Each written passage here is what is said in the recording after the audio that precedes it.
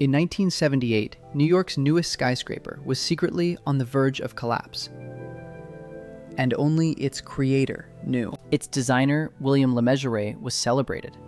He had solved a complex architectural puzzle with elegance and genius. The Citicorp Center was an icon.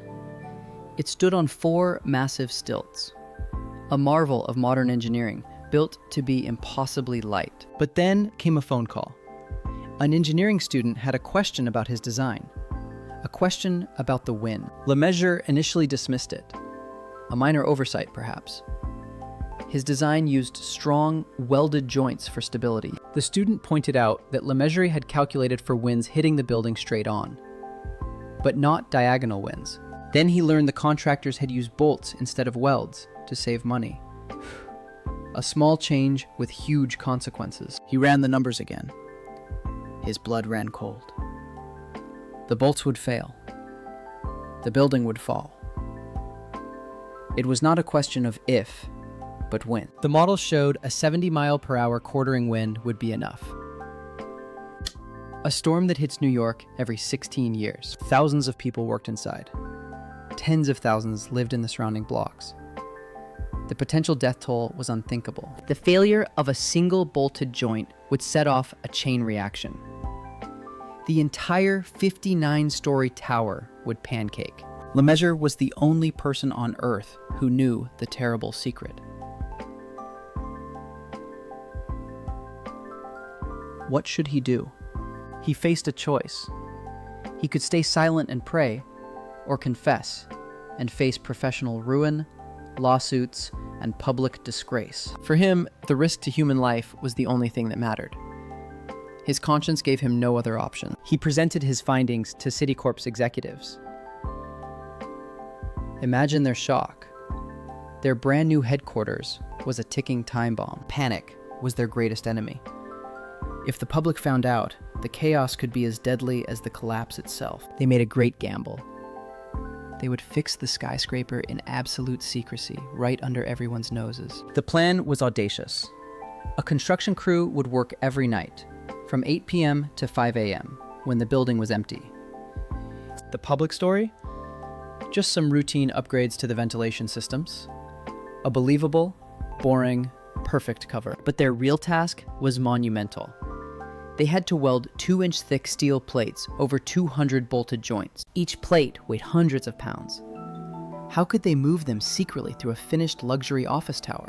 They would have to use the freight elevator and work floor by floor, hiding their progress before the sun rose. A team of welders was assembled. They were told only that the job was critical and must remain absolutely secret. As the secret work began, a new threat emerged. It was August. Hurricane season had arrived. LeMessurier coordinated with weather experts, tracking every storm. He was now in a race against time and nature. The stakes were now clearer than ever.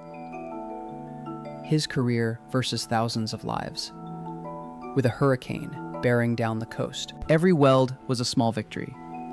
Every sunrise, a temporary reprieve. But the biggest storm was yet to come. The greatest gamble in modern engineering history was underway.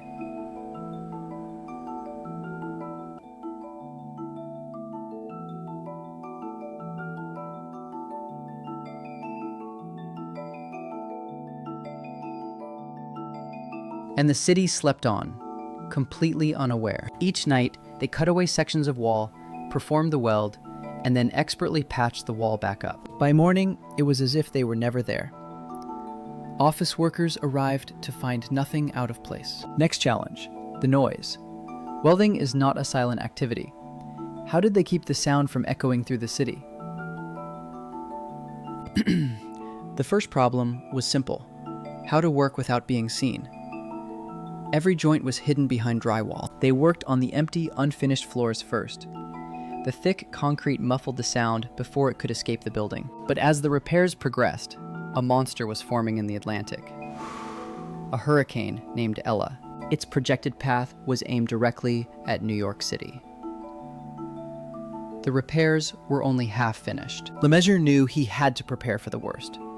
He created a secret evacuation plan for the surrounding 10 blocks. He worked with the city's disaster relief office, feeding them constant, real-time data on the building's structural integrity. But he never told them the true reason for his concern. They just knew he was being unusually cautious. The Welders, sensing the urgency, worked faster than ever before. The fate of the city rested on their shoulders. Hurricane Ella grew stronger, becoming a Category 4 storm. The city began to brace for impact. LeMessurier was on the phone with emergency services, ready to give the evacuation order at a moment's notice. He knew that if the storm held its course, the tower would fall long before the winds reached their peak strength. Then, a miracle. Just hours from landfall, Hurricane Ella suddenly turned, veering harmlessly out to sea. The city held its breath.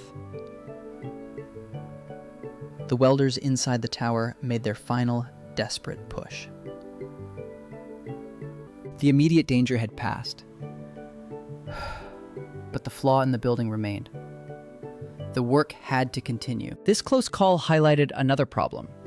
What about the tuned mass damper at the top of the building? This 400-ton concrete block was designed to steady the building in high winds, but it needed electricity to work. They had been given a second chance, a chance to finish what they started, before the next storm arrived. In a hurricane, power would be the first thing to go out. LeMessurier realized the damper was useless in the greatest danger. This reinforced the urgency. The building's skeleton itself had to be strong enough to survive without technological assistance. The welders weren't just workers. They were the building's secret saviors. Every night, they climbed into the city's heart to heal it. The entire operation was managed on a need-to-know basis. Fewer than a dozen people knew the full story. They faced incredible danger, working with heavy equipment in confined spaces, all while racing against a hidden clock. LeMessurier himself barely slept for 3 months. He personally oversaw every detail of the secret reinforcement. His own insurance company told him that if he had tried to hide the flaw, they would not have covered him. But because he came forward, they agreed to cover the entire cost of the repairs. Honesty was the best policy. Slowly but surely, joint by joint, the skyscraper was being reborn, made stronger and safer than ever before. The logistics were a work of art. Materials in, debris out, all without leaving a single trace for the morning crews. They even had to contend with a newspaper strike that summer. It was a strange bit of luck for the secret operation. Each completed floor was a milestone.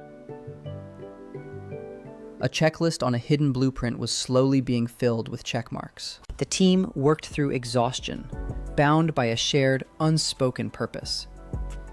They were guardians of a city that didn't know it was in danger. Without the press digging for news, the chances of the secret being exposed were dramatically reduced. The final welds were the most difficult, located in the tight mechanical spaces at the building's crown. LeMessurier ran the calculations one last time.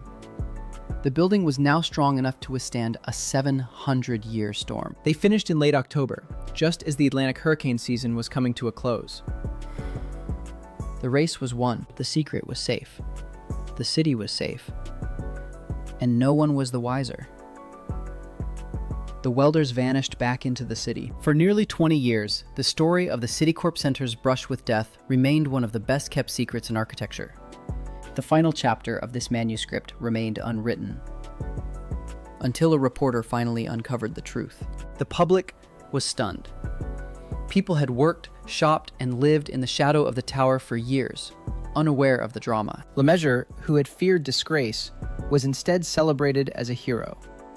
His courage was lauded in engineering schools worldwide. In 1995, an article in the New Yorker magazine finally told the world what had happened.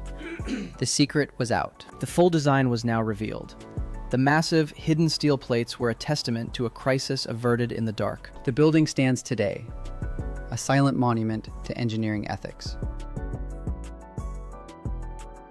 It proves that integrity is about what you do when no one is watching. It became a mandatory case study for architecture and engineering students, a lesson etched in steel and stone. William LeMessurier's choice reminds us that great design isn't just about what you build.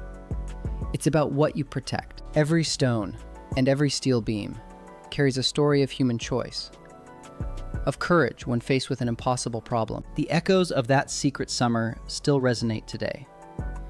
In the trust we place in the structures that surround us, a hidden history of a catastrophe that never happened. A story of a man who saved a skyscraper in secret. Continue the journey with our full chronicle of the crisis. Uncover the complete story right here. This incredible story of ethics and engineering is just one of many hidden in our cities. What other secrets do they hold?